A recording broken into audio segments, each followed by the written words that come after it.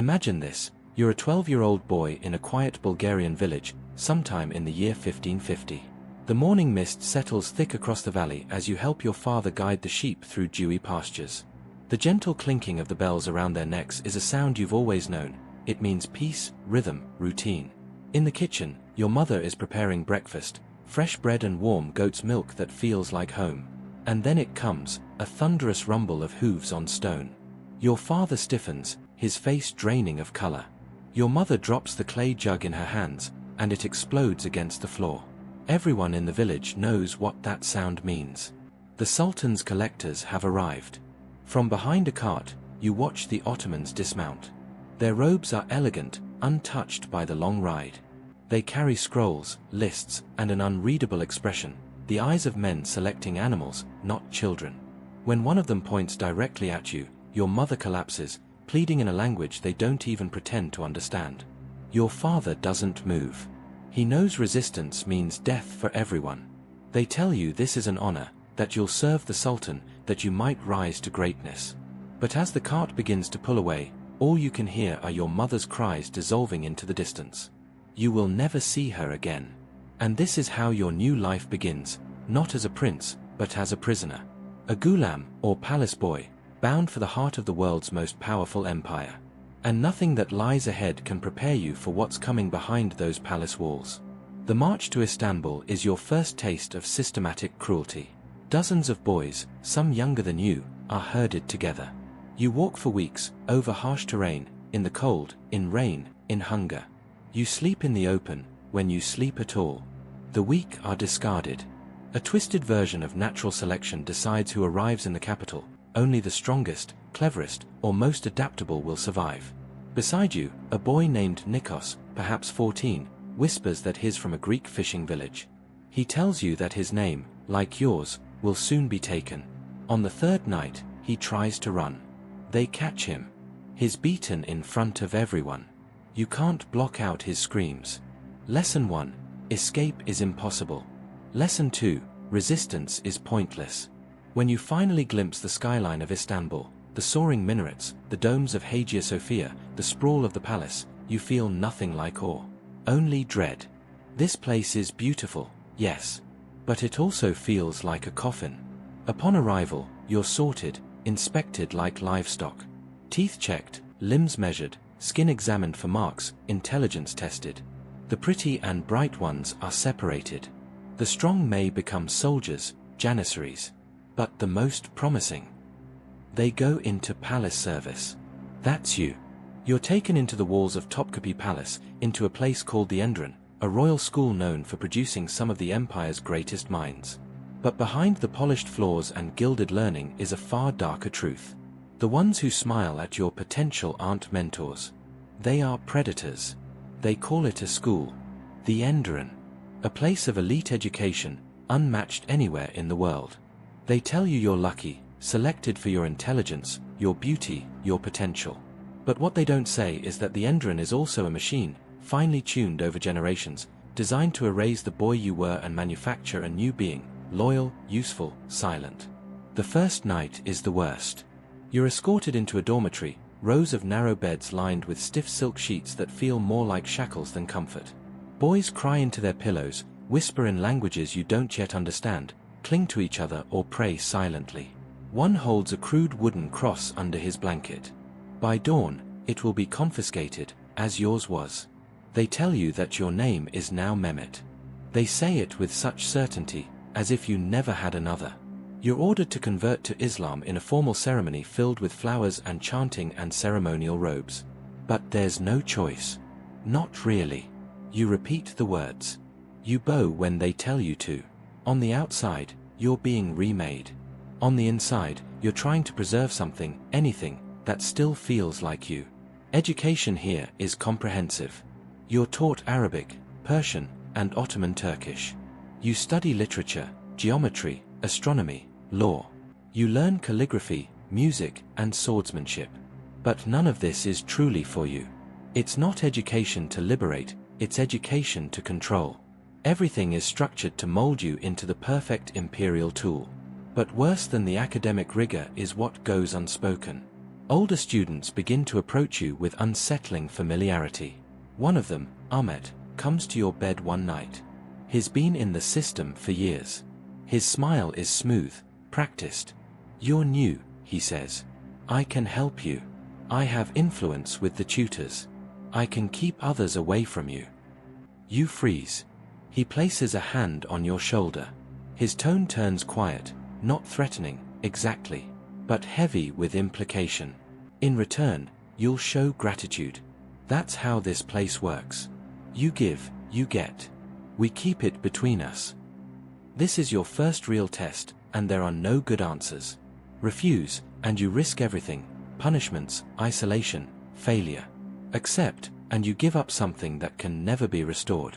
What's worse is how normalized it all is. The palace runs on layers of unofficial economy. Sex, obedience, and silence are currencies. Eunuchs, many of them castrated as children, brutalized in their own time, now enforce the same system with zeal. Some protect, others prey. But all of them understand exactly how the game is played. The most handsome boys are watched. Not protected, watched. Officials select them like art pieces. They invite them to private lessons, offer better food, silk slippers, books. These aren't gifts. They are warnings. The walls of the palace whisper these rules. They tell you who to avoid, how to walk without being noticed, how to look grateful even when you feel disgusted. You start to understand how the others survive. Some boys adapt by becoming exactly what the system wants. They smile, they perform. Their eyes go dull. Like Dmitri, the boy from your region. 6 months in, he's excelling. Well-fed, well-dressed, favored. But he no longer speaks of his village. When new boys arrive, he looks at them the same way the officials once looked at him. Others fade. Like Stefanos, a fisherman's son. He refuses everything, the advances, the friendships, even the food sometimes. He shrinks more each day. And then one morning, his bed is empty. No one speaks his name again. You try to find a middle path. Stay invisible when needed. Speak carefully. Please where necessary, but not too much. But even compromise is its own kind of slow death. Because there is no version of you here that doesn't come at a cost. The abuse isn't a secret. It's embedded into the very system. Some of the tutors, educated, powerful men, take what they want without fear. They dress it up as mentorship, special guidance. But everyone knows what it really is. And the palace doesn't just allow this. It rewards it. Boys who submit often rise faster. Their chores are lighter. Their punishments fewer. The pain is smoothed over by privileges, music lessons, access to the palace gardens, sometimes even letters from home. The system doesn't just break you. It tempts you. It offers survival in exchange for complicity. European ambassadors occasionally see glimpses of this world. They write reports, cloaked in courtly language. One Venetian calls the boys ornaments of the court. Another, a Frenchman, describes them more plainly, beautiful birds in golden cages. He writes of the fear in their eyes, the way powerful men possess them like property. But no one intervenes. Why would they? The Ottoman palace is producing results. Scholars, commanders, viziers, all shaped by this system. And so, the cruelty becomes policy, the abuse becomes tradition, and the pain becomes invisible. Because it's been made normal. By now, you've learned how to play the game. Not because you wanted to, but because you had to. Inside these marble walls, every interaction is a negotiation. Every privilege is bought with silence, compliance, or something worse. The palace doesn't use coins, it uses obedience. And your value? It shifts constantly, depending on who's watching and what they want. There is no privacy. You sleep in a dormitory so crowded, every breath feels shared. You wake before dawn. You pray in a religion you were forced to adopt. Meals are scheduled with military precision. You speak only when spoken to. Every step, every glance, every pause is observed. If you slip, even slightly, there are punishments. One boy is caught whispering in his mother tongue. Another is seen tracing a religious symbol on the back of his hand before sleep. Both are dragged into the courtyard. Stripped. Mocked. humiliated publicly while the rest of you are ordered to watch and laugh. You don't forget the screams. Not because they were loud, but because you recognize your own voice in them. You adapt. You begin to see the contours of the palace's hidden economy. You notice which teachers show interest in clever boys, and which only favor the pretty ones. You learn that helping an older student cheat on an exam might get you protection from their nighttime visits. You discover that if you're good, just good enough, you might be allowed to play an instrument or read an unsupervised book. These small rewards become precious. A softer blanket. A second serving of dates. 1 extra hour of sleep. In a place that has taken everything from you, these crumbs feel like feasts. Some boys become masters of this system. They learn to flirt without looking too eager. They adopt the palace's mannerisms. They speak Ottoman Turkish with flawless cadence. They model themselves after their handlers, refined, polite, calculating. They survive. But they're no longer themselves. Others attempt the impossible, escape. You hear whispers of a boy who tried to swim across the Golden Horn under cover of night. The next morning, he's dragged back, soaked and shivering. His body is broken in front of everyone, ribs cracked, face blooded. He limps for the rest of his life. A human warning. Even when someone does manage to flee, where would they go? Years inside have erased your accent, your name, your faith. Your family might not recognize you. Your village might not accept you. Your own face in a mirror feels like a stranger. Outside the palace, you are no one. So, you stay. You play the long game. You become sharper, more observant. You show just enough enthusiasm to be marked as promising, but never enough to draw too much attention. You pass exams with excellence. You make tutors smile. You learn how to flatter without groveling. And gradually, the system starts to mold you into what it needs, a polished servant of empire. Your thoughts grow more precise. Your speech more formal. Your silence, weaponized. But something else is happening too. The parts of you that once felt innocent, your memories, your childhood dreams, your sense of right and wrong, begin to shrivel. Not all at once, but slowly, deliberately. You find yourself standing in the same hallway where a new boy, barely 10, is crying. You remember what that felt like. You want to comfort him. But instead, you walk past him in silence. Because someone might be watching. Time moves strangely in the palace. Days blur into years, and before you know it, the boy who trembled in silk sheets is gone, replaced by someone quieter, sharper, less whole. You've survived longer than most. And that survival hasn't been free. You've changed. Not just in appearance or education, but in how you think, how you walk, how you suppress. You speak 3 languages fluently now. You can recite poetry in Persian, calculate lunar calendars, debate philosophy, and craft political arguments. You're everything the imperial court wants in a servant, articulate, graceful, loyal. But behind all that polish is a soul patched together with scar tissue. You're promoted, trusted, sometimes even envied. You're placed under the mentorship of a high-ranking advisor, a man who once walked the same dormitory halls you did. He tells you how proud he is of your progress. You see it in his eyes. He's proud because you remind him of himself. And that realization makes your stomach twist. Because now you understand, this is the cycle. This is how the system feeds itself. The victims don't escape. They become the next generation of enforcers. You've seen it happen. A boy who was once abused becomes a handler. A protector turns predator. Each layer of power insulated by those who once swore they'd never become the thing that hurt them. And now it's your turn. You're asked to help manage a group of new recruits. You're expected to train them, monitor them, mold them. One night, a teacher mentions that a particular boy seems promising. The implication is clear. He wants access. The same way others once wanted access to you. You freeze. You try to act neutral. But inside, something breaks again. You tell yourself you'll protect the boy. That you'll intervene. That you'll find some quiet way to spare him.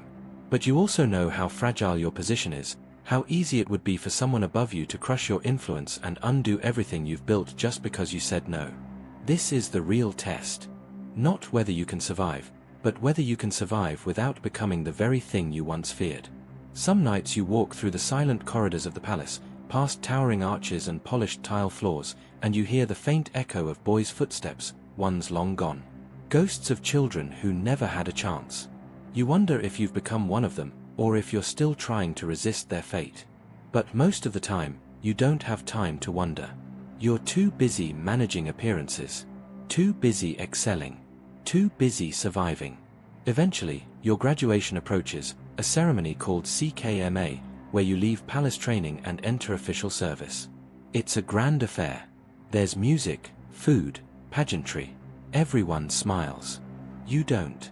Because you know what this really is. This isn't freedom. It's a new assignment. A new costume. A continuation of the same machinery, dressed up in medals and scrolls. Some of your peers will become administrators, judges, or scribes. Others will be sent to military posts or diplomatic missions. A few will rise to become viziers, the empire's highest officials. But none of them leave untouched. Some wear their scars openly. Others bury them deep. But all carry the weight of what it took to rise, the people they had to please, the parts of themselves they had to kill. You understand now, this isn't a school. It's a refinery. It doesn't just polish talent, it burns away everything else until what's left is useful, loyal, and hollow. And to the empire, that is exactly the point. The years pass. You wear your new garments well.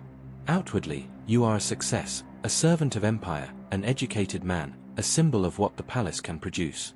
But privately, you remain fractured, a man made of two selves, the one that survived and the one that was left behind.